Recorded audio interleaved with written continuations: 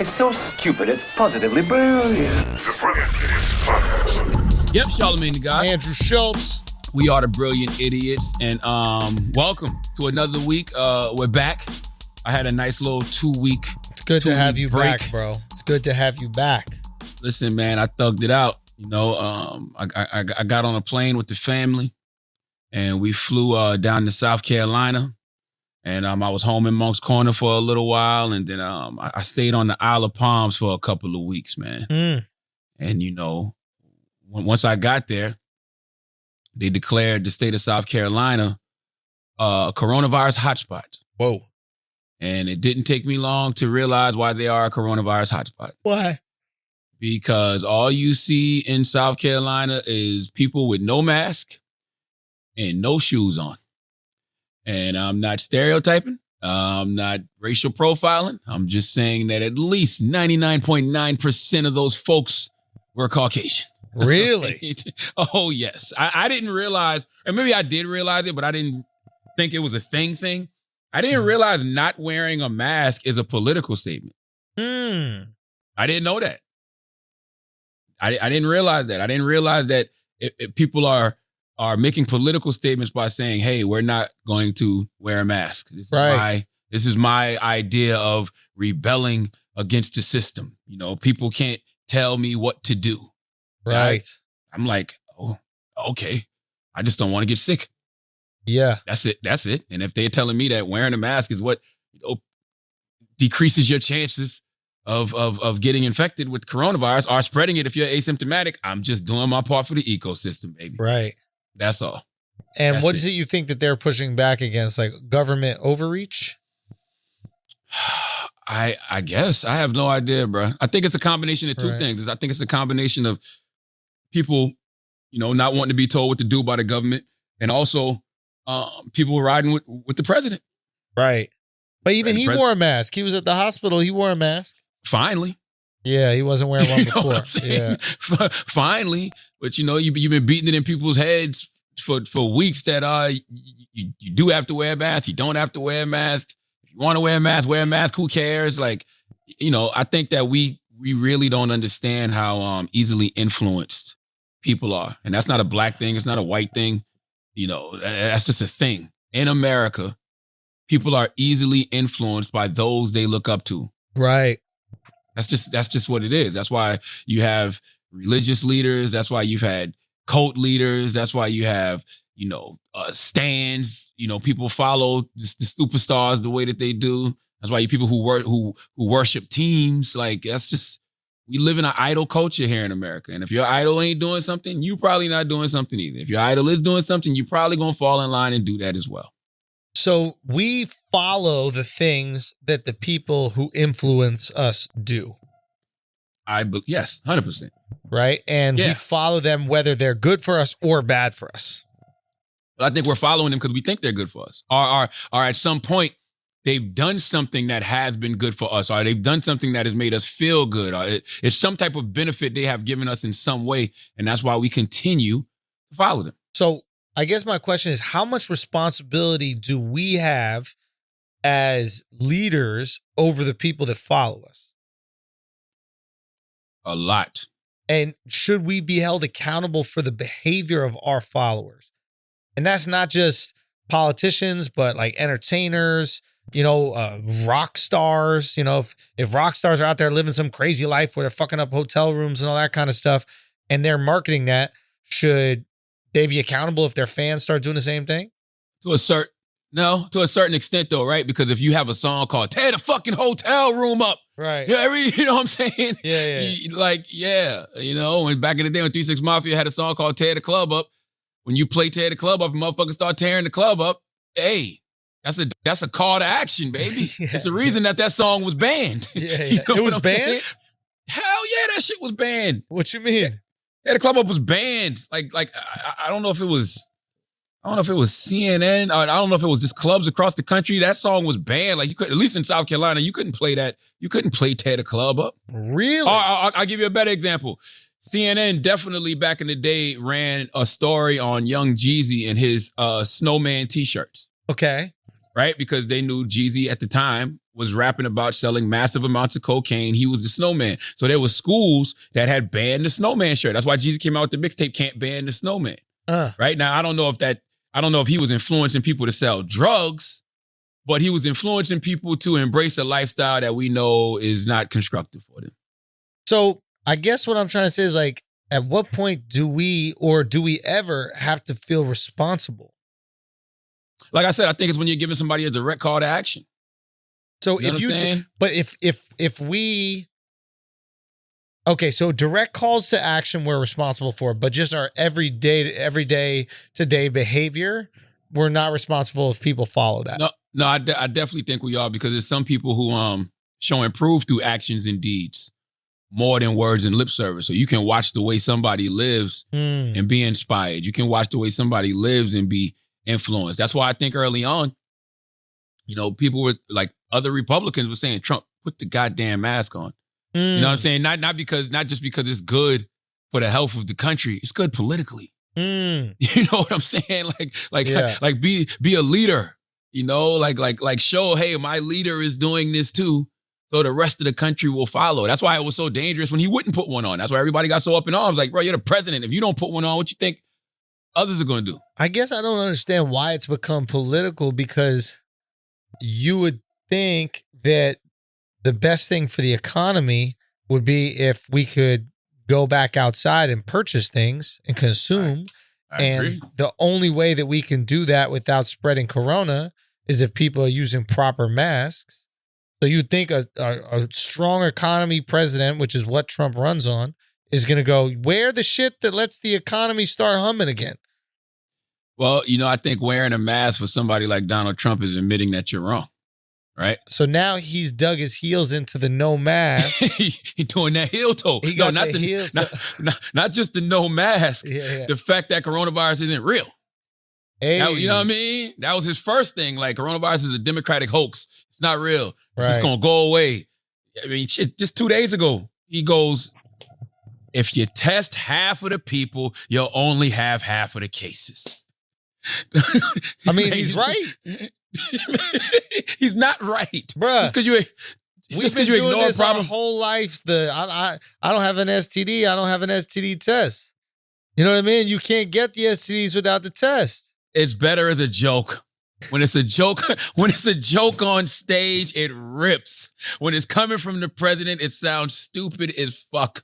Okay? Because ignoring a problem does not make it go away, especially when it's herpes. But it doesn't go away if you know you have it. That is, hold on, let me think about it. Yeah. Hold on, you said it doesn't go away if you know you have it. That is very true. You might as well just call it Braille. But the thing is, you know you have it. Right. So whether you're ignoring it or not, you can't ignore them. Can't ignore them genital warts down there, baby. Yeah, you're right. Them outbreaks is dead. What's happening? I'm here. What's here poppin'? for a couple days. What's popping? You know what I'm saying?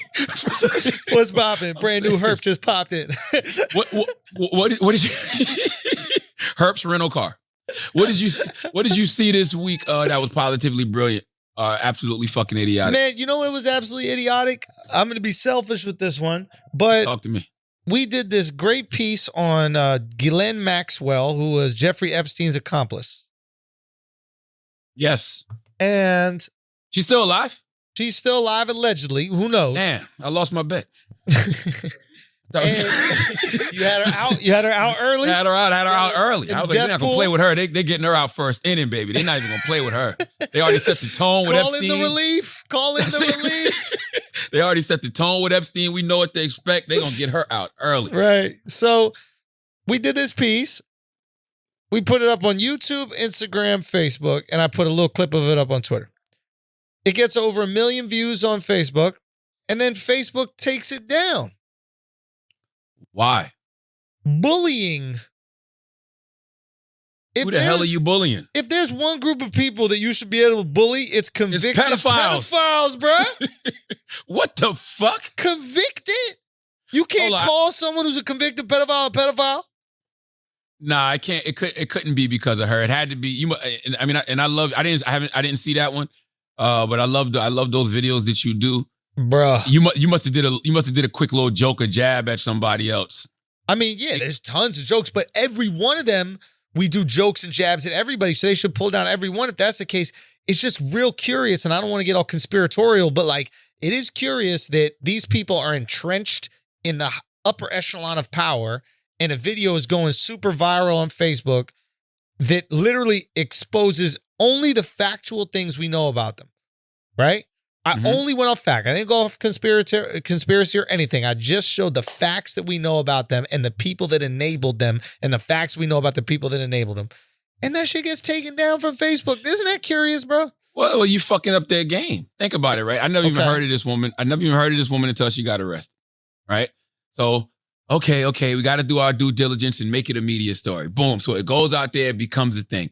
Now we got to wait for this story to die down before we kill her. Right. And so then you do this video and put it out and it gets 1 million views. They're trying to make people forget about her. So they could kill her ass. So whatever they do with her happens. Yeah. Right. Everybody's just like, oh yeah. And then they go back to what their regularly scheduled programming is. Right. That's what I think. You're bringing attention. You're making it hot. You're making the block hot, Schulz. And that's what I'm saying. It's fucked up that it could potentially work like that. And that's how these motherfuckers get off.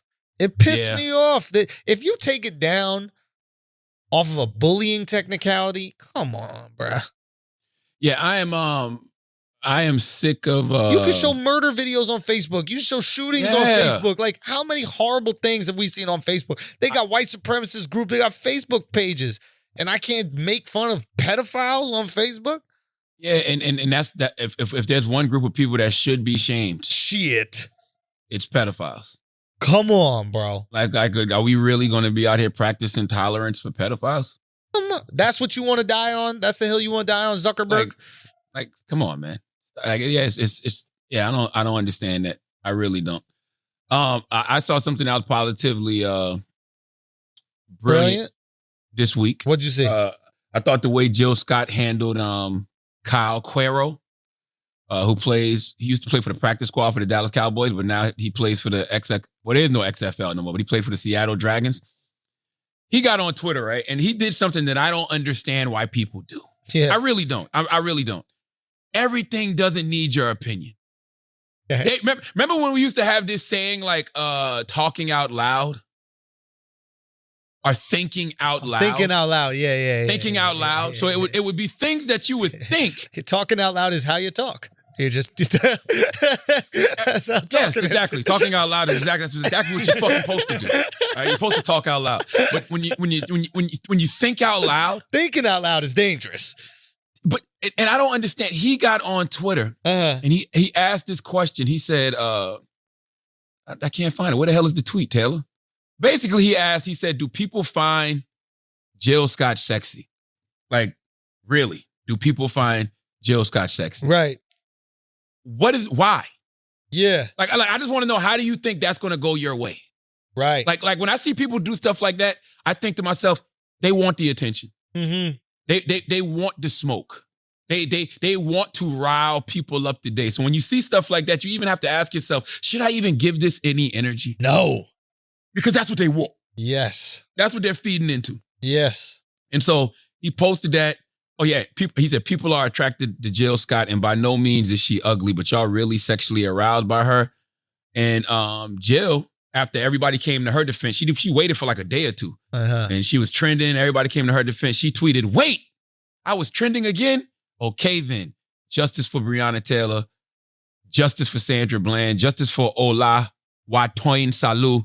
Loving ourselves and each other is respectful and uplifting, supportive, eyes on the prize, love village, eyes on the prize." The reason I love that, right, is because when you're a public servant and you're really here to serve the needs of the public and you don't have an ego and you're not leading with ego and you're not trying to make things about you, right? Even though she could have came out and said something about Kyle and really like, I can't believe people come at me like this, whatever. She could have really played that role and really got more sympathy. She made it about what was important. Right. You know what I'm saying? Yeah, she didn't make it about herself. She wasn't thinking about herself. She realized that shit's not important. That shit that he's talking about over there That shit wasn't important at all. No need to give that any energy. I'm not going to be a distraction. Even though y'all have allowed this to be a distraction, I'm not going to be a distraction. I'm going to put y'all back focused on what y'all need to be focused on. That's why she said eyes on the prize. And she said it twice. Eyes on the prize, Love Village. Eyes on the prize. Andrew, we have a problem with keeping our fucking eyes on the prize in this era. Yeah, you're right. That's actually a great point. We're so easily distracted. It's almost like the way the culture works. You know, and by the culture, I'm talking about culture, not black culture specifically. But like, it's almost how we operate. Like, what are we distracted with today? What are we distracted with tomorrow? What's the new news story? Who's the new person we're canceling? It's just this constant distraction matrix. You know? You know why? Why is that? Because majority of people don't even know what the fucking prize is. Hey. Majority of people are Wile E. Coyote chasing the goddamn Roadrunner. What is the prize? That's my point. That's why I said most people don't know. Right. Now, what would your prize be?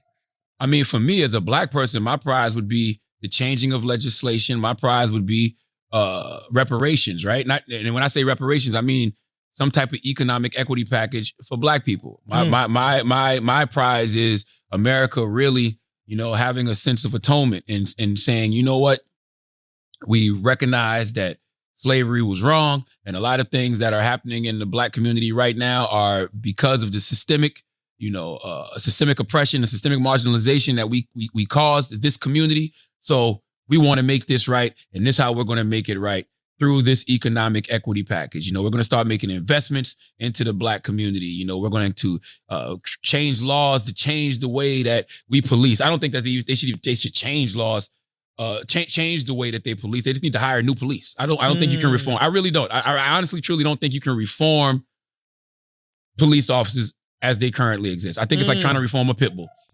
That's interesting. You know, I've changed my tune on reparations. Talk to me. I understand the argument for reparations, and I think that there's a really good argument for reparations, but I don't think it's based on slavery. Okay, talk to me. I think that while American slavery is different, and every different country's slavery was obviously different, there's no way to have like the same level of slavery in every different place. But while America's slavery was absolutely horrendous and different, slavery is not unique.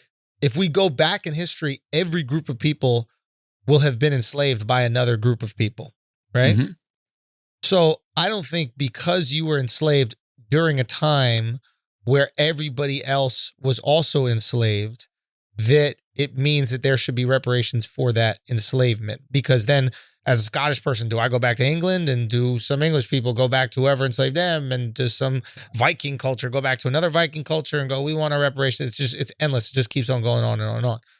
I will say, though, that the treatment within Jim Crow, redlining, not giving out loans for bank loans for black people to build the equity that white people benefit from in the real estate market alone, specific legislation that didn't allow, allegedly, I need to look into this a little bit more, but didn't allow white people to resell their house to black families. Like, yeah, all of that, the destruction of like Black Wall Street. And I need to look into more of these things, but like, to me, those are the best arguments for atonement via some sort of reparations, because they show not specifically slavery, but they show a direct force, a systemic force from a government to hold down a group of people from the American dream, right? You know what I'm saying?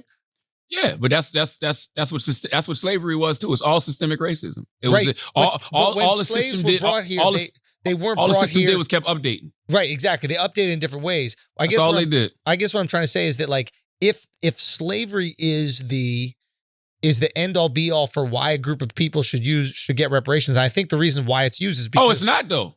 Oh no, I know it's not. I guess what I'm saying is like when I've looked back into other groups that have gotten reparations, like I think post-Holocaust Jews, I think Japanese people in the internment camps, they got reparations, right? There weren't internment camps going around the world, right? They got a specific, unique treatment during a time where that wasn't happening. When blacks were slaves in America, they were also slaves in Africa. They were slaves in Brazil. They were slaves in all these different parts of the world. Yeah, but I think people would say, the blacks here in America are the reason that America is America. Because the fact that you had all of those years of free labor, America was able to build an industry. It was able to build a capitalist society that everybody benefited from except for the people who actually were out there doing the work. Definitely a massive part of it. It's definitely a massive, massive part of it. Undeniable. I think there are a lot of different things that ended up building America and a lot of global events that are happening that turn America into a superpower. Do you know how much money you would save if Alex worked for you for free? for years. Hold on. Do you know how much money you would save? Schulz, if Alex don't give him no ideas, do you know how fast? What'd you say, Alex? Don't give him no ideas. Hold on. Did Alex just yell, "Let me free"? Did he say, "Let me free"? Yo, but so here's the thing. Here's the thing, right? Let's say this is interesting. So Al works for me. Obviously, he gets paid. Everything's great. Let's say one day Al goes, "Yo, I want to go out on my own," right? And let's say after going out on his own, I do certain things. I spoil his name in the industry. I'm telling people they're about to hire him, don't hire him. I'm doing all these things to hold him down. If Al wants to sue me for money because of that treatment, he should sue my ass for money, and he should be paid for that shit. Not only can he sue you for what he's owed, he can sue you for his future compensation because you shitted on his name. Yeah. You telling everybody he ain't shit, whatever. You might have, trust me, I've been in that position. People have cost me future monies. Yeah. You know what I'm saying? By shitting on my name and painting a picture of me, right? Slander, I think they call it, or libel or something like that. Yeah.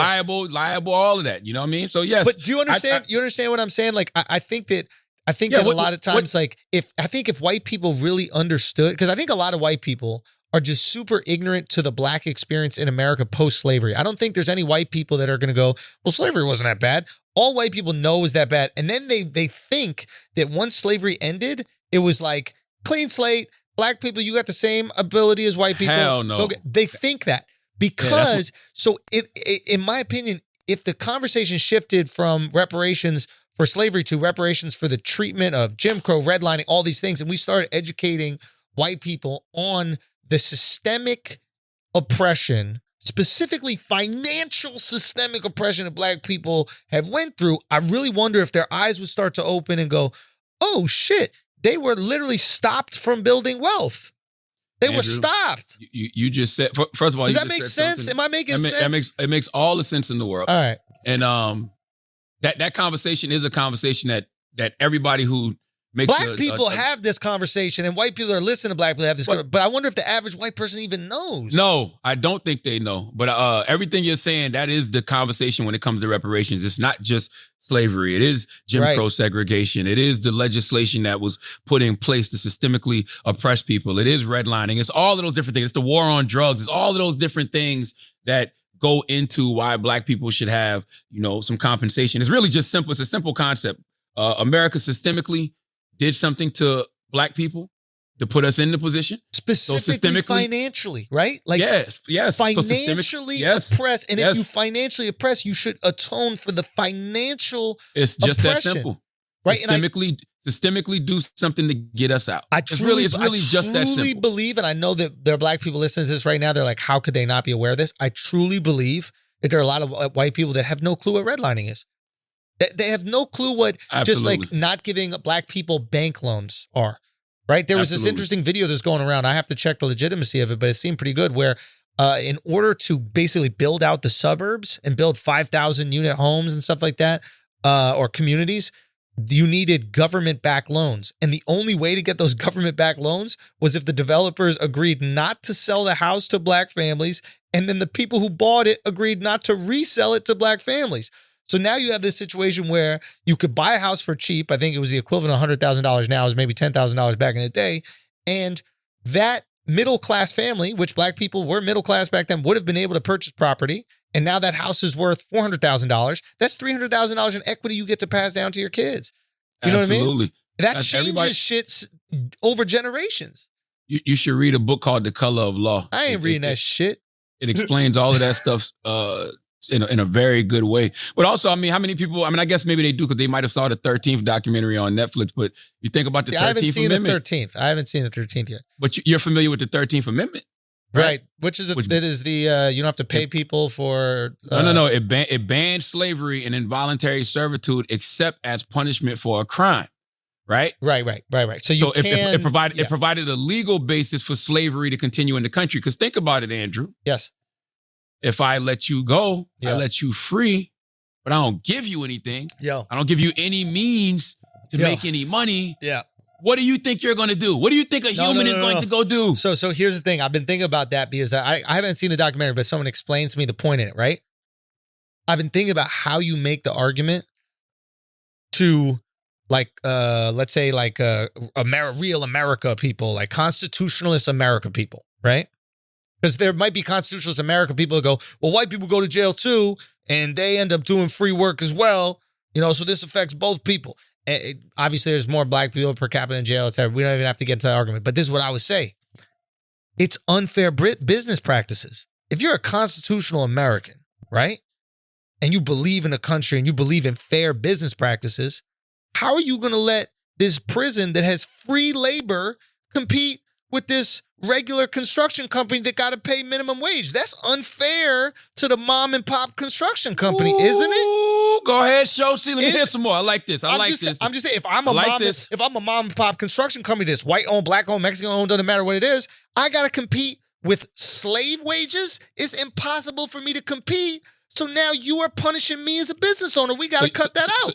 So you're saying these corporations, even these mom and pop stores, should be absolutely against the prison system as it's currently constructed? Because it protects your own business. If these prisoners are out there making license plates and you're a license plate maker and you got to pay your people $15 an hour, they got to pay them $0 an hour, who do you think's going to get the contract from the state? I agree wholeheartedly. What do you think of abolitionists? I want to talk to. I haven't spoken to an abolitionist, but I would love to talk to an abolitionist. What do you think of abolitionists? Are you familiar with that abolitionist movement? Yeah, like the Mark Twains of the world and the Harriet Beecher Stowe's and these people who, I guess, maybe saw the evils of slavery prior to, a lot of white people at the time. Is that what you're talking about? No, you're right. But I think now it's about abolish the police. They don't believe in jails. Oh, abolish jail and prison abolition. That's what it is. Oh, prison I thought you were talking about like back in the day. Like, it's a prison abolition movement, and they're a network of groups and activists that want to reduce or eliminate prisons and the prison system and replace them with systems of rehabilitation that don't place the focus on punishment and government institutionalization. I think in theory it's great. I think that there are certain people that need to be on Worldstar Island. Yeah, bro. Like, or certain people just kill. Like, if you're like a pedophile, just, you know what I mean? Like, you just kill them. If you're a rapist, just kill them. Like, all that kind of shit, you could just kill them. I'm okay with it. See, the problem with that is, what about false convictions for rape? Yeah, 100%. You know what I'm saying? What about No, you're right. It creates tricky situation. And I don't want nobody to take this the wrong way, even though I know y'all will. Can a pedophile be rehabilitated? I don't think they can. That's the thing. I don't think so either. Yeah, and that's the thing. That's why I don't have that much. But again, you're right. There could be false convictions, and you could have there's always these stories where like a kid is in high school, has a girlfriend in high school. She's 17, he's 18, he turns 19. Now he's hooking up with a girl that's under 18. You know what I mean? So they're like, oh, blah, blah, blah. You have to register, sex offender, this, that, the other. It's tricky. And I understand. I know just like killing people isn't the right situation, but I do feel like jails are important. I feel like we can improve our jails, but I love that. Yeah, I love the idea of, and I've been saying this for years. I love the idea of jails being more of a rehabilitation center. You know what I mean? When we talk about, they call it correctional facilities, right? But it's like, what are you really correcting? Like, if you're going to take this person and, put them away for 10 years, 15 years, when they go back in society, right? Wouldn't you want them to be an upstanding citizen? You know what I'm saying? Like that's one of the beauties of the Nation of Islam, right? The Nation of Islam can take these convicted felons, the worst of our society, and transform them into these upstanding, honorable human beings, right? Like, wouldn't you want that for everybody who goes to prison? Wouldn't you want to give them some form of education? Wouldn't you want to give them some form of job training? So, when they go out into the world, when they get back into the world, they're a totally different person, and they have acquired a skill set where they can actually go get a job and make some legal money and not go back to the streets. Like I love the idea of it being a correctional facility, a real rehabilitation facility that really reforms people. Yeah, I like the idea of reform. I can't speak to the Nation of Islam because I don't know anything about it and how they reform. I'm just speaking of, the story of Malcolm Little to Malcolm X. Yes, of course. Absolutely. Yeah, amazing story. The story of Cassius Clay to Muhammad Ali. Like, you saw the evolution in these men. You saw the change in these men, the growth in these men. That's just the NOI's MO. That's why I love, what the Nation of Islam, has stood for so much historically over the years. Because the teachings of the Honorable Elijah Muhammad, I've seen them change humans. In a weird way, that's how I view America. I know there's times where July 4th just happened and people weren't celebrating America, or they didn't feel comfortable celebrating America. But I look at America as the transition of, Malcolm Little to Malcolm X. You know what I mean? It's built on these things that were fucked up and treatment that was horrible and deplorable and things that you don't stand for. But my hope, and from what I see, is continual progress. And continual progress based on these ideals that we're trying to live up to, or at least a lot of us are trying to live up to, and a lot of us believe in, and these ideas of equality and these ideas of freedom and liberty for all, freedom of speech and the freedom of expression and these types of things. So when I look at it and I see where we're going, and obviously it's easier for me because I'm not the one that's being oppressed by a lot of this shit. But when I see it, I'm like, okay, we're moving in the right direction. So I'm here to celebrate that. I'm here to wave the flag, and I'm here to go, yeah, see, we're going to get there. Maybe not my generation, maybe my kids, but we're going to get to the place where we want to fucking be. And that's something I can celebrate as long as we're progressing. Does that make sense? That makes perfect sense. And I mean, you said something earlier that I think will help us get there. But we have to all be willing to be open-minded enough and keep our ears open enough to sit down, listen, and learn. You said that you are not aware. You don't think it's a lot of white people that are aware of certain things. I wasn't. I feel like that. I feel like that with every culture. Because we're all in our own little individual bubbles, whether we want to admit it or not. Mm-hmm. I have my experience as a black man in America. You have your experience as a white man in America. I'm from the South Carolina. You have your experience as a white man in America from New York City. Yeah. But then there's literally an Asian American living in Manhattan with you that's having a total different experience than you are. Right. And I mean, literally, y'all might live in the same building. Y'all might live a block away from you. Y'all might go to the same school, everything. But your experience with that person your experience in this country is totally different than that person's experience in this country. Right. And I think that we don't always do a good enough job of sitting down and explaining what's going on in our, respected communities. I think that we all just assume this person doesn't know and they're playing dumb. Low key. You know what I'm saying? Or this person knows, but he'll never admit it because of the privilege and the power that they have and they benefit from. So they'll play clueless. You know what I'm saying? Don't underestimate someone's ignorance. Exactly. Exactly. It's shocking how little we really know about each other, man. 2 things about ignorance, Schulz. What's that? 2 things. What you don't know, right, could be considered ignorant until you learn. Yeah. But what you think you know is also ignorant about somebody is what's really ignorant, right? So let's go into the deep dive. Right? But no, real quick before we get in there, and I think this will set us up as well. Okay. It's like, in a way, I think that we are less understanding than we used to be. Because back in the day, right? Let's say I'm a white guy, right? Mm-hmm. But my favorite show is Martin. and they got some like white jokes in Martin. I got to put up with the white jokes because I love the show and I love the characters and Martin's so fun. So I just put up with some white jokes because of this thing. And there's only 5 shows on TV back in the day anyway. So this is my favorite one. So I put up with it. And there's a gay guy that got to put up with some gay jokes. And there's a black dude that's got to put up with some black jokes in some other show. We had to put up with ideas or feelings or beliefs that were a little different than ours because we were forced to fit into this thing. Right?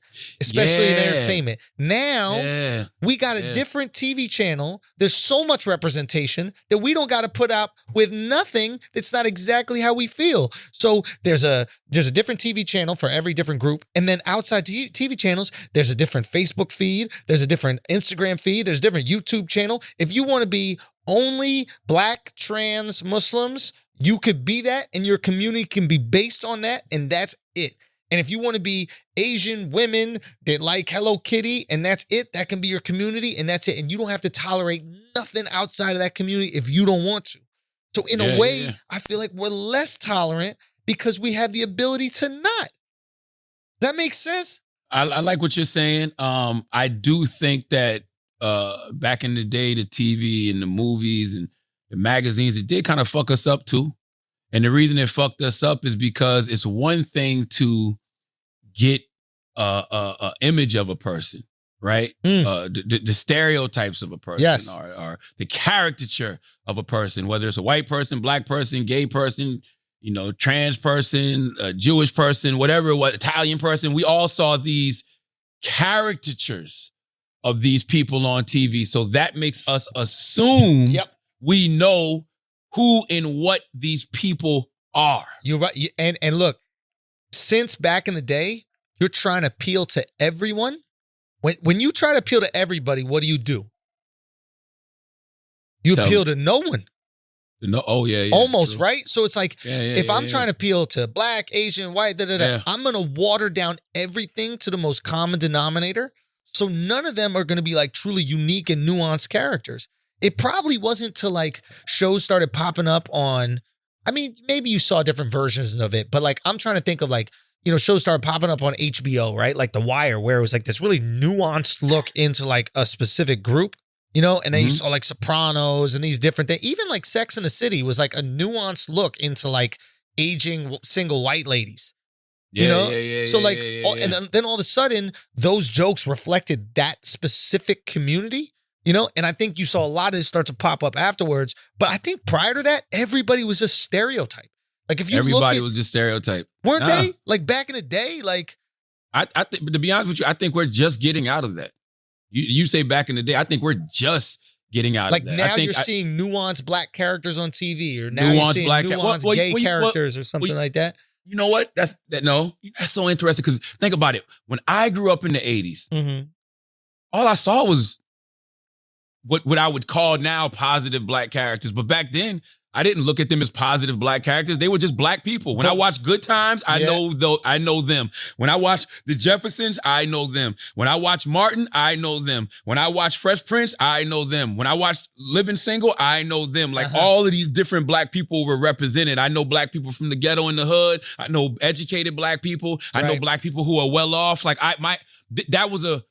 that showed me that my people weren't monolithic, and I knew all of these different variations of black people. I didn't have that experience with everybody else, though. You know why? Because majority of my life, I was around my own people. Yeah. So everything else I saw, but whether it was how when you're white, you do the white voice, and white people having small penises and black guys having big penises, like all that stuff. Regular penises, not small. No, it's regular. It was small. They're regular. It's regular.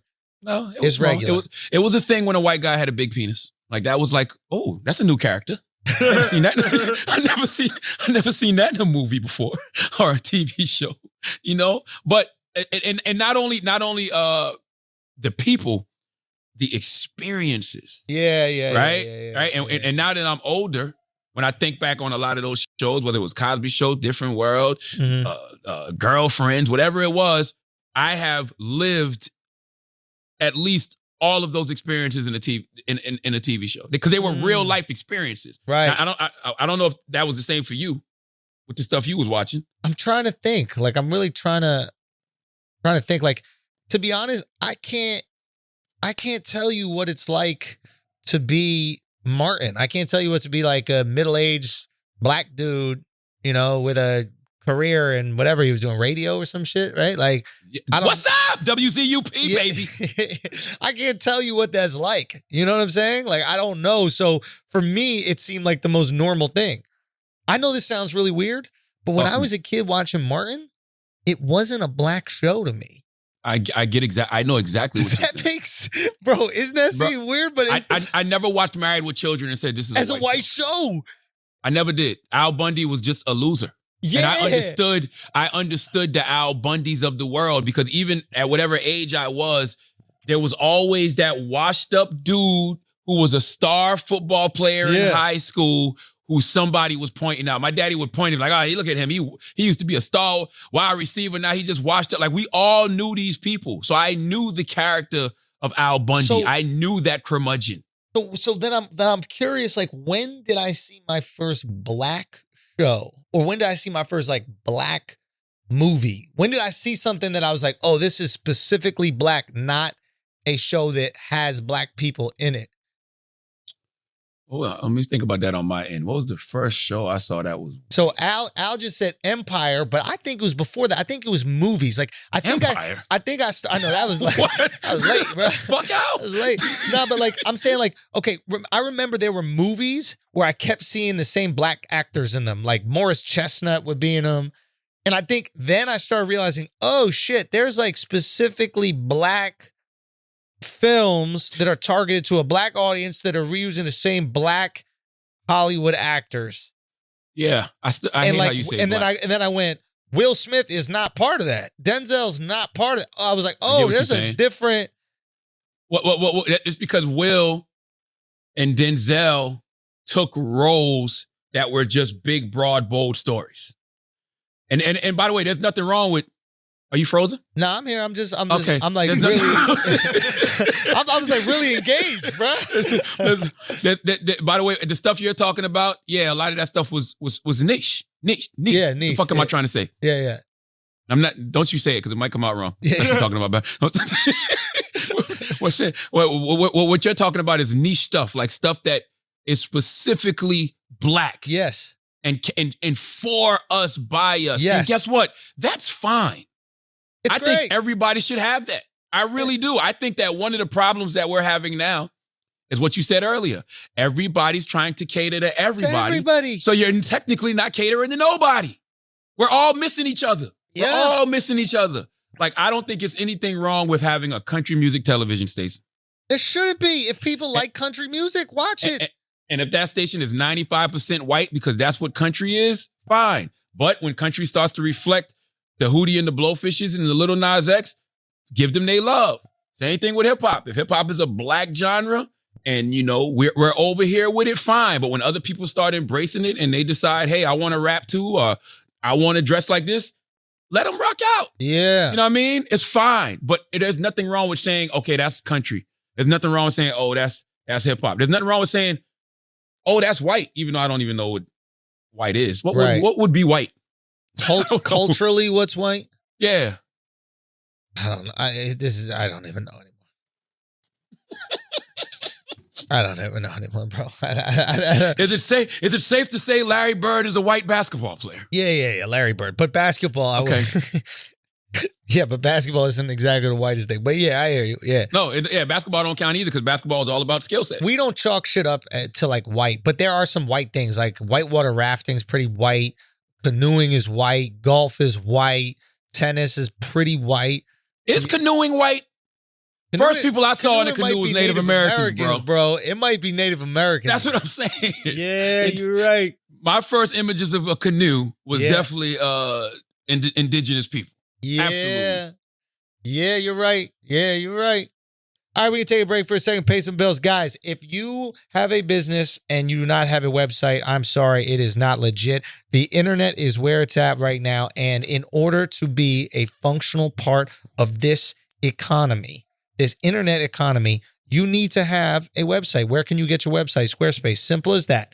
Okay? Not only can you buy the domain, but you can also build your website there for free Okay, when you're ready to launch it, you'll pay. You're going to use our code IDIOT, and you're going to get 10% off your website or domain. And they literally have the easiest platform to build the website. It's unbelievable. They have all these things already pre-made. You can organize, add them there. They have selling software. They have a 24-hour customer support line.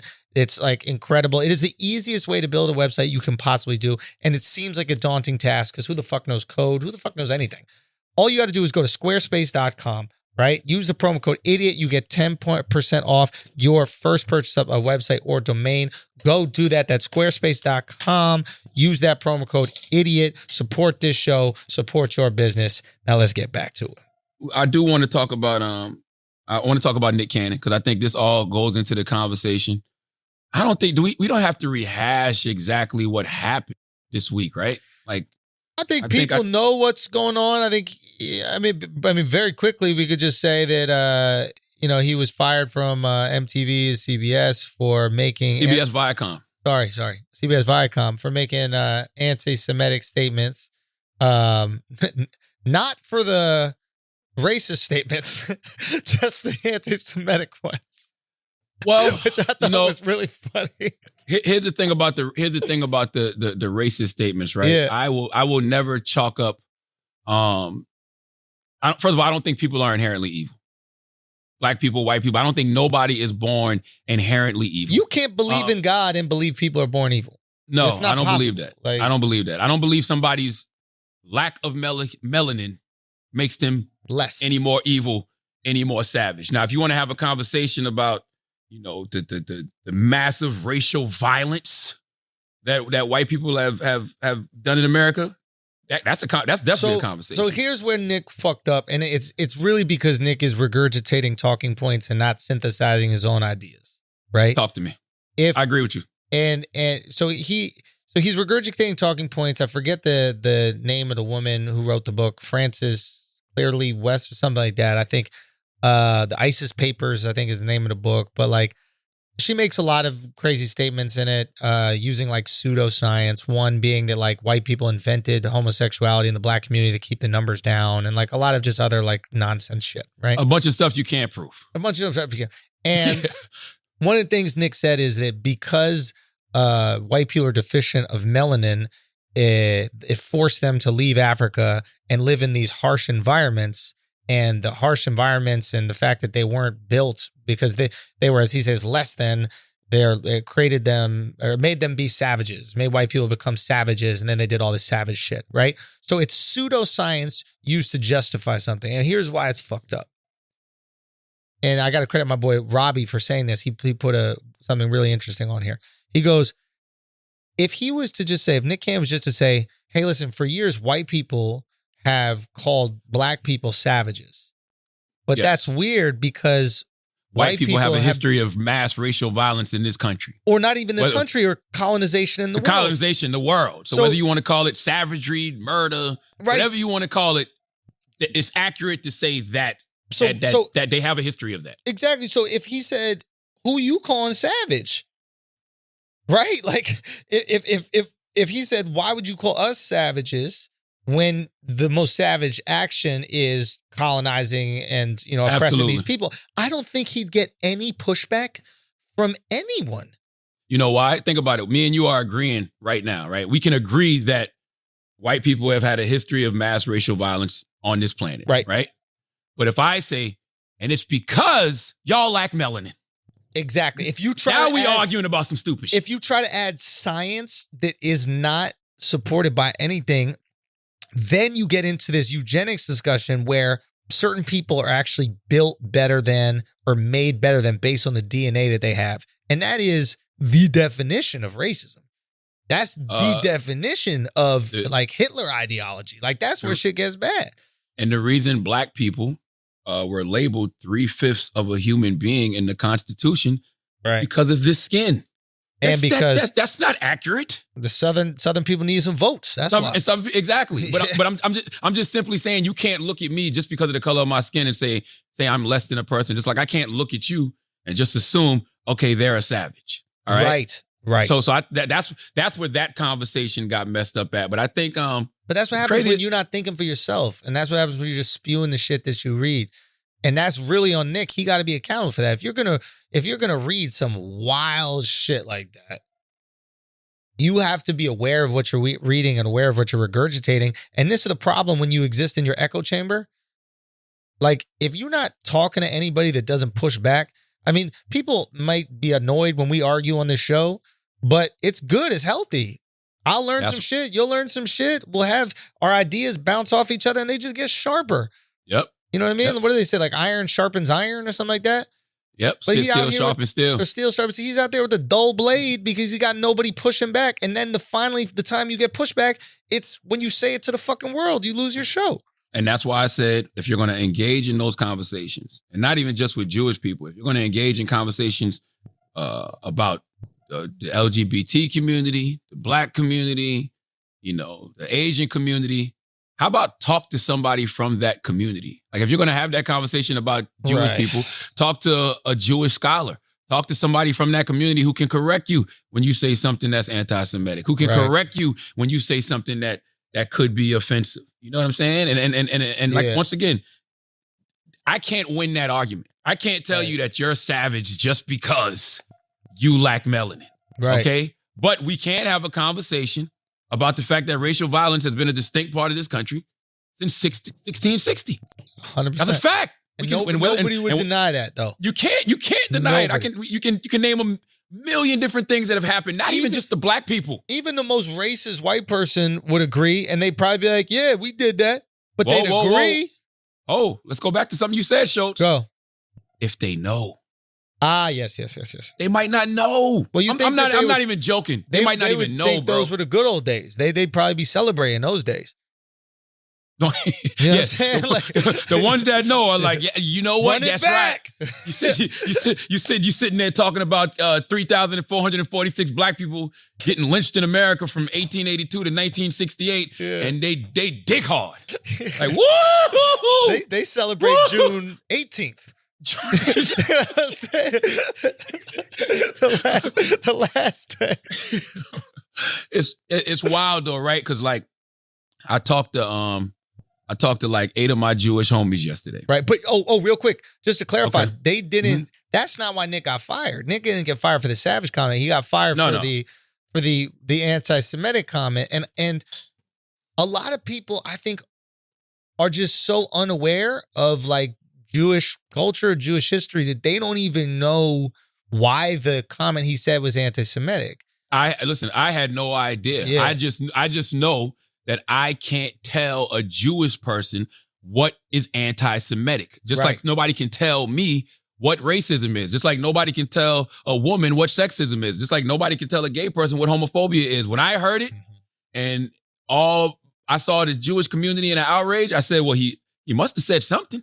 Right. You know what I'm saying? Even if I don't know exactly what he said, because I honestly, truly did not know what the hell he was talking about. Even if I didn't know what they said, I knew it had to be something. So, you know what you do in those situations? You listen. We have a Jewish person who's a producer of this show. Right. Chris Moreau. We let him talk last time and didn't go so well, so we shut him up. I think he's a little sharper. Chris. Yeah. Can you hear me? I'm here to help. Tell us why what Nick Cannon said was anti-Semitic as a Jewish man. And Chris, can you just clarify what he said first and then do the tell us why? Well, I think you're referring to his comments about the Rothschilds and a shadow secret Jewish banking system. I'm assuming that's the part we're talking about. Yeah. And the fake dollar and those things.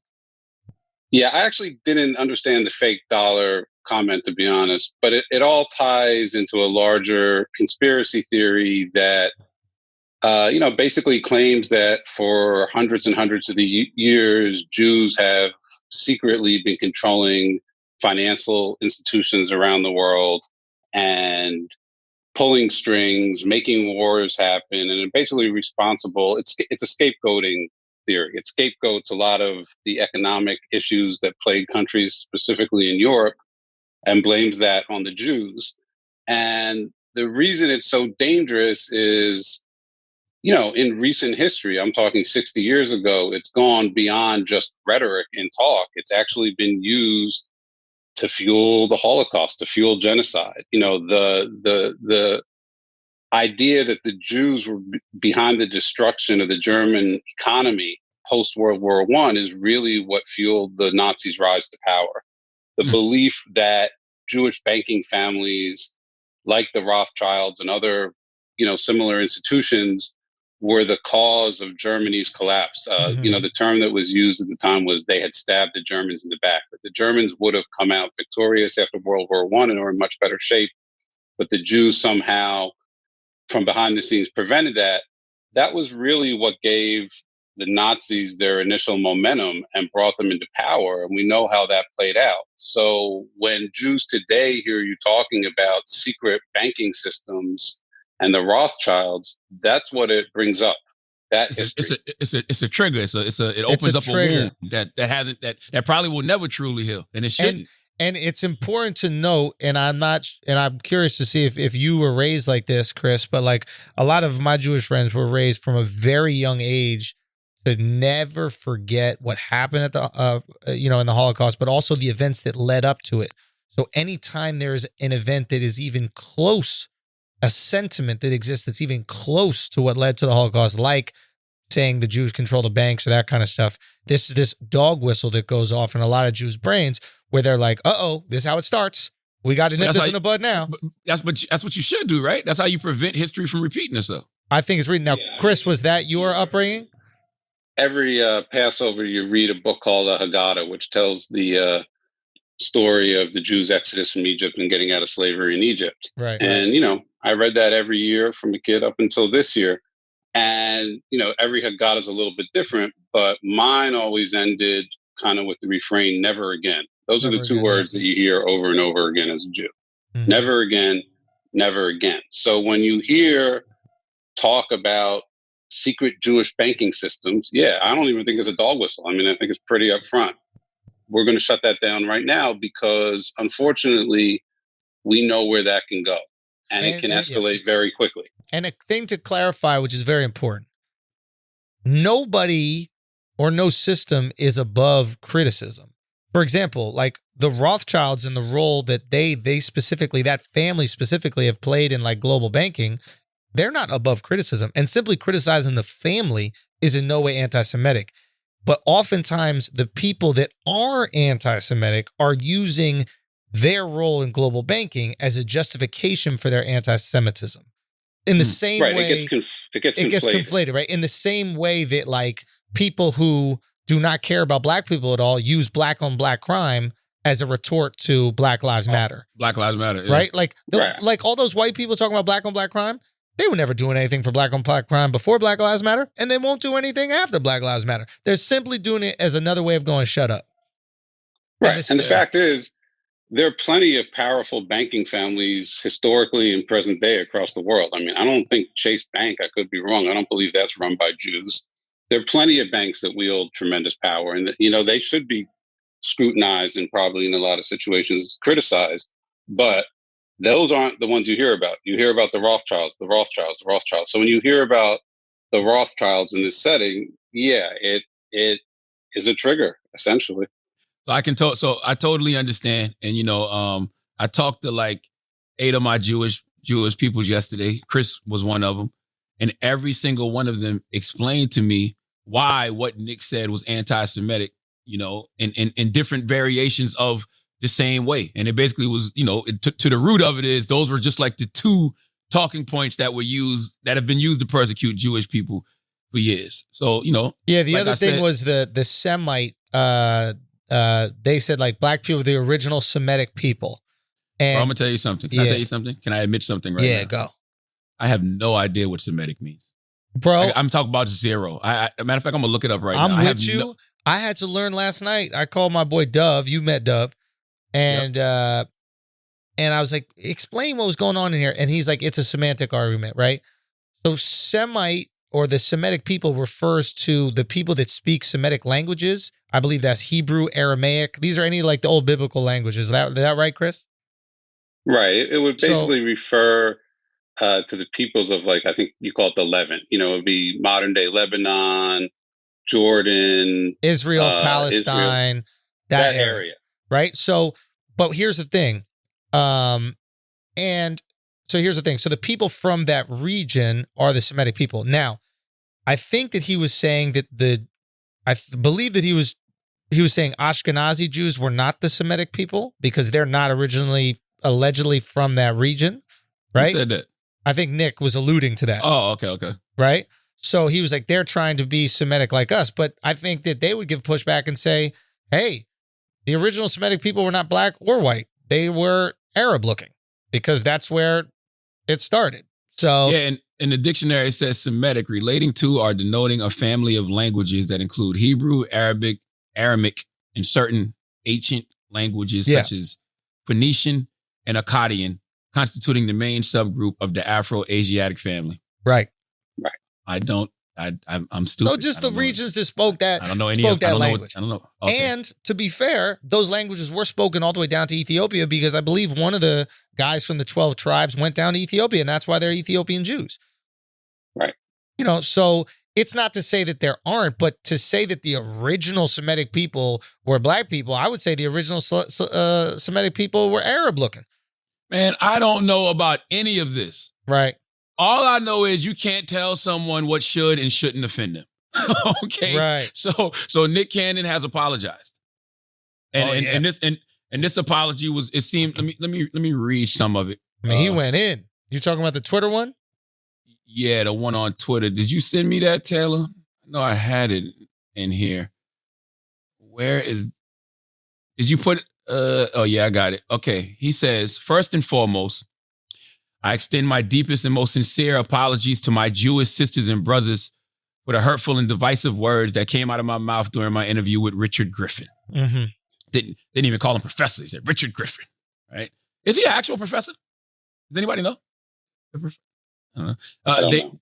They reinforce the worst stereotypes of a proud and magnificent people, and I feel ashamed of the uninformed and naive place that these words came from. The video of this interview has since been removed. While the Jewish experience encompasses more than 5,000 years, and there is so much I have yet to learn, I have had at least a minor history lesson over the past few days, and to say that it is eye-opening would be a vast understatement. I want to express my gratitude to the rabbis, community leaders, and institutions who reached out to me to help enlighten me instead of chastising me. I want to assure my Jewish friends, new and old, that this is only the beginning of my education. I am committed to deeper connections, more profound learning, and strengthening the bond between our two cultures today and every day going forward. I'm going to tell you why I don't have any problems with Nick Cannon apologizing, because I see people giving him backlash for that. If Nick learned what I learned yesterday, or if you listen to what Chris just said, who's Jewish, and Chris is telling you why what he said was anti-Semitic, and if Nick learned, that what he said was offensive, if his intent was to not offend, apologize. There we go. What's wrong with that? And I'm gonna tell you something else that I read Fox's statement to the apology, because they're keeping Nick Cannon on The Masked Singer. I love what they said. As long as he apologized. Fox said he is clear and remorseful that his words were wrong and lacked both understanding and context, and inadvertently, key word in this sentence, inadvertently promoted hate. This was important for us to observe. Nick has sincerely apologized and quickly taken steps to educate himself and make amends. I really think, to be honest with you, and I think this is where MTV or Viacom, CBS or whatever really fucked up, is that they could have taken this as a learning moment, dude. You could, like, right now, not too late. Say what? Not too late. It might be. Hopefully they can work something else out. But right now what Fox did is they gave everybody an opportunity to be educated on why this is anti-Semitic, instead of what we always do is just cancel a motherfucker, don't explain shit, and then all the people who don't understand the cancellation are just sitting there going, well, what? Well, I don't want to speak out because then I'll look racist, but what? Like, every time we cancel someone for blackface, we don't explain why blackface is wrong. We just cancel. And then there's all these little kids who know who have no clue about why blackface is wrong. They don't know what the Sambo character is. They don't know what black, exploitation in the movies is. They don't know any of these things. They just go, I guess blackface is wrong. And then they just keep it moving. I agree with you, Schulz, but let's be honest. Nobody gets canceled for blackface. It's a pause. It's some social media outrage. Yeah. But I haven't seen anybody get fired for blackface yet. But I do want to say, what's that girl's name? Megan Kelly. She got fired for her opinions on blackface. Megan Kelly? Yeah. Remember when she had that NBC show? It was something like, she said something like, well, what's wrong with blackface? Megan Kelly, the singer? She's a singer, Megan Kelly? Yeah. I don't know. But she was that blonde lady that Trump asked if she was on her period, I think. She had blood coming out of here, blood coming out of there. No, I'm thinking of fucking Megan Trainor. My God. Trainor. Megan Kelly. Listen, fat and you got the word trainer in your name. I don't quite remember that situation, but if you ask the question, you should receive an answer. Yeah. You know what I'm saying? If somebody says, well, what's wrong with blackface? Let me tell you what's wrong with blackface. Now, after I tell you what's wrong with blackface, if you say to me again, well, what's wrong with that? Yeah. Now we got a problem. Now it should be a problem because you're not willing to learn. What did we say earlier? Two types of ignorance. It's what you don't know, and it's what you think you know. So when you think you know something and you're convinced you know something and you're spewing that information, when somebody gives you the correct information, if you continue to spew your wrong information, now you're just being a problem. Yo, I wonder if in the future everybody is going to be okay with blackface. Like black people will be okay with blackface. As long as it's not done in a hateful way, as long as it's just like imitating a character. Nah, I think people should leave it alone. I know that you say that, but I wonder if in the future we'll be so detached from the films and TV shows that used it, right? Like, nah. Because I'll be honest with you, I can't name a single film or TV show that used it. Can you name what was the blackface movie you hated the most? I didn't hate it, but Bamboozled was all about blackface. That's what the movie was about. But it was a movie about blackface. It wasn't like an actual movie that used blackface. Yeah, so I think in that context, it'll be fine because the only way a white person could put blackface on, right, in the future is if they're playing a black role or if they're playing a role of somebody from that time period who used to do blackface for whatever reason. So there's no reason for a white person to be playing a black role in this decade. You know what I'm saying? Just like there's no reason I'm talking about like some kid who like really admires a basketball player or fucking President Obama. Don't do it. Just wear the jersey. Yeah, I know. You got that Jordan jersey hanging behind you. You can put it on. I know who you repping. Yeah. All right. Yeah. All right. I'm just saying, I don't know. I just wonder in the future if people just lose touch with where it came from, man. The only colored faces that you can get away with is the Incredible Hulk and an Avatar. Okay? Everything else, nope. You just can't do it. That's not true. I think you should be able to do the other races because there's no history of like other races' face. Don't listen to Andrew. We just talked about influence and inspiration. Sure there is. Well, what? Don't listen to Andrew. I will say this though. There is like Asian for sure, right? Because I think it's Breakfast at Tiffany's? Wasn't the Good Earth? All these movies where they cast white actors and literally pulled their eyes back. Yeah, the history of that. Wasn't there Pink Panther or some shit like that too? Wasn't that motherfucker? Well, I think that was at least an Asian actor. The Good Earth and Breakfast at Tiffany's are kind of seen as the two most egregious examples of it. So I guess you could say if there was somebody doing that, then so there has been Asian face. Oh shit. Bro, there's been black face and Asian face. What about Indian face? I think you can do Indian face, bro. I think you can do Indian face. I think it's good. No, you can't. You sure? It's pointless. It's pointless. You can't do Indian face, bro? Why? Let me ask you a question. Why would you want to? I don't know, man. Maybe you got to play a role. You know what I mean? Go cast a Native American. There's plenty of indigenous people I didn't out mean here. Those Indians. I meant the other Indians, like Akash Indians. Go get Akash.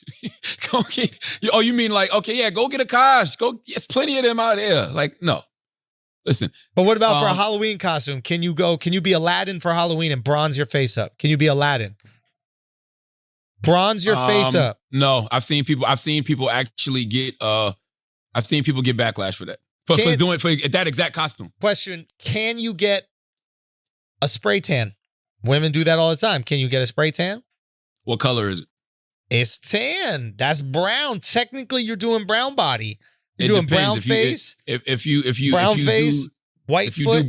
if you put on spray tan and then dress like Cardi B, and then run around and tell everybody, you know what I mean? Then they're gonna be like, wait a minute, you're appropriating culture. But if you just got a spray tan because you want a spray tan, that's not a problem. Can you go tanning, get really tan, and then dress like Cardi B and run around and go, is that doing blackface? Yes, and I'll tell you why. But you get tan. That's natural from the sun.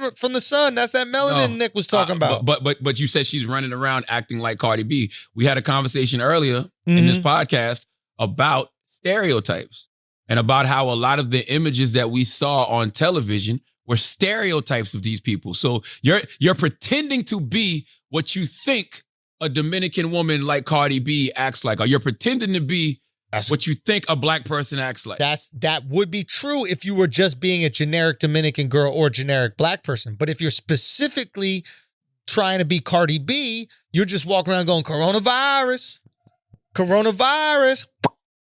That's not good. It's not Why good. I don't see the point. I just don't see the point of it. Like, and by the way, you probably can get away with it without the tan. Like, just don't do the tan. If you want to put on a Fashion Nova onesie, you know what I mean? A Fashion Nova catsuit and pretend to be Cardi B or mimic the spirit of Cardi B, rock out. That's the thing, bro. Don't do the spray tan. But not spray tan, but that's the thing. If white people, if you want to do blackface bad enough, you got to earn it. Get that fucking skin cancer.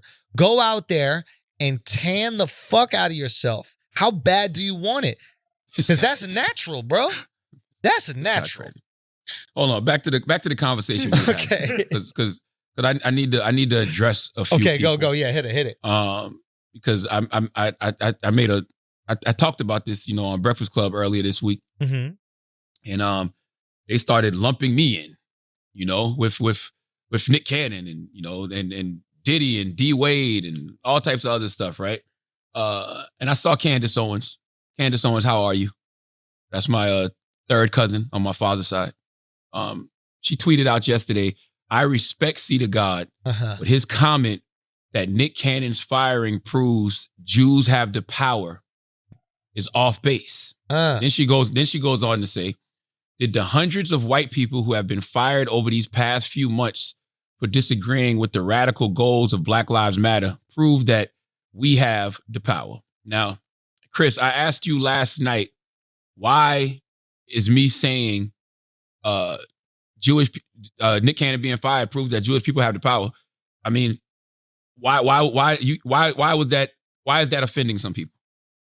I think it's a similar triggering mechanism in that when Jews hear the word power, especially in the context of media or finance, there's always been an implication that, again, there are these behind the scenes things that they control, that they control the entire entertainment industry, that they control the entire finance industry. And I think that's when you start getting into the same problems you get when you talk about the Rothschild. So I don't think that's what you intended. So what I would say is, what it's really about is Jews do a good job at holding people accountable, right, for anti-Semitic opinions. Not that they are controlling everything behind the scenes, but when somebody says something publicly, they hold that person accountable. And we've seen it in the situation. I mean, that's literally why you have an organization like the ADL, the Anti-Defamation League.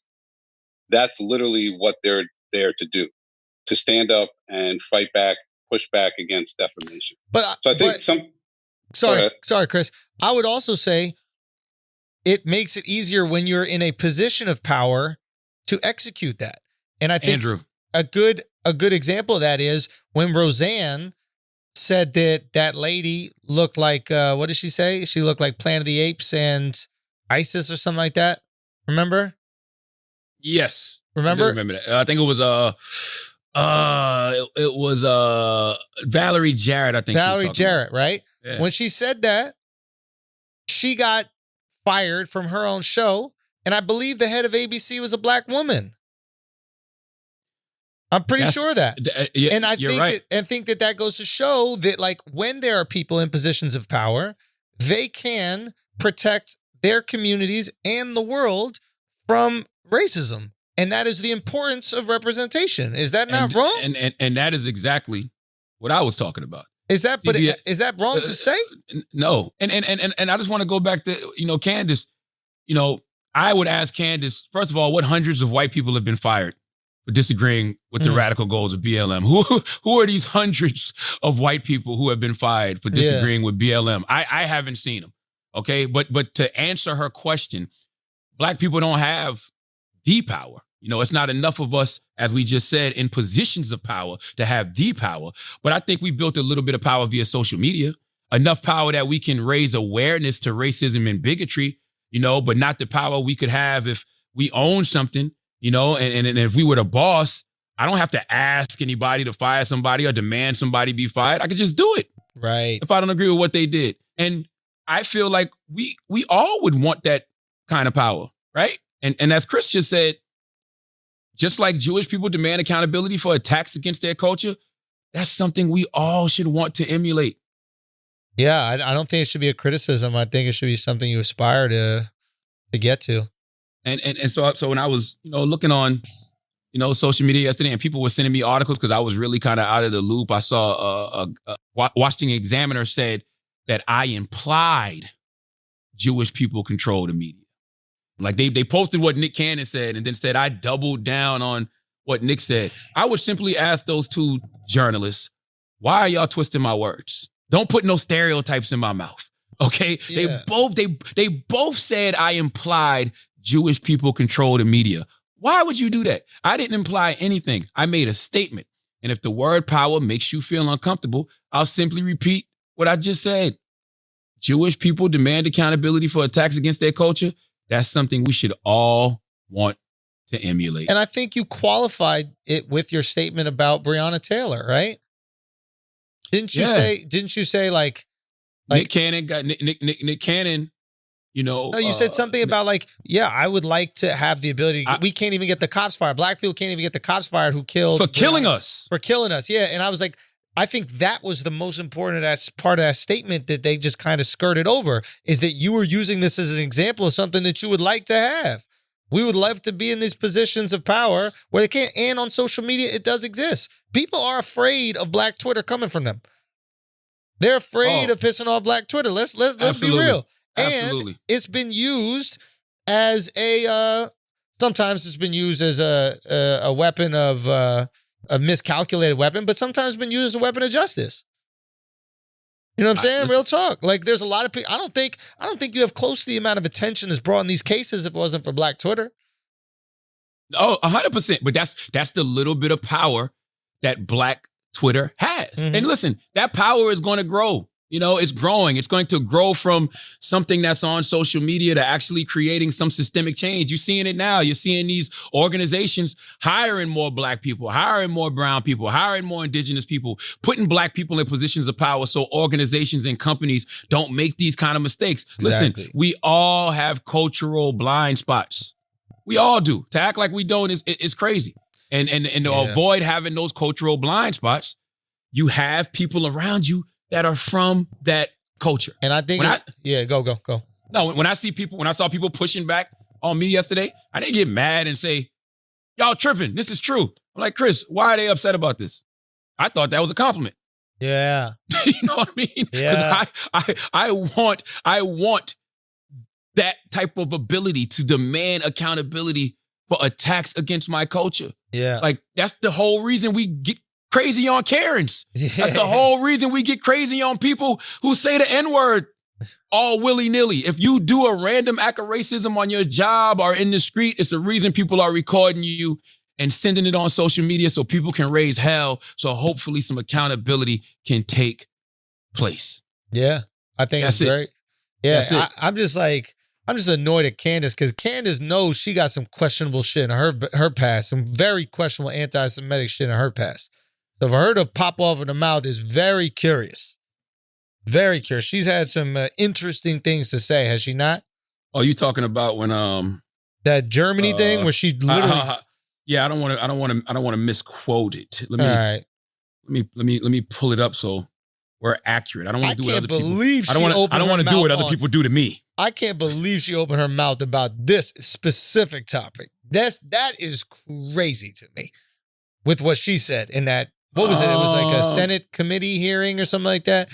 And the Republicans sent Candace Owens there. And then I think Ted Lieu read something, played audio of something that she said. And she specifically said, you got it? Let me see if I can bring it up. You want me to bring it up? I'll bring it up. Yeah, bring it up. You know what, though? I'm sitting here, right? We should just tell people to Google it. Google Candace Owens. I got it right here if you need it. And Ted Lieu. I mean, listen, to be honest with you, I don't even want it. And the reason I don't want it is because I don't even know what the hell she was talking about.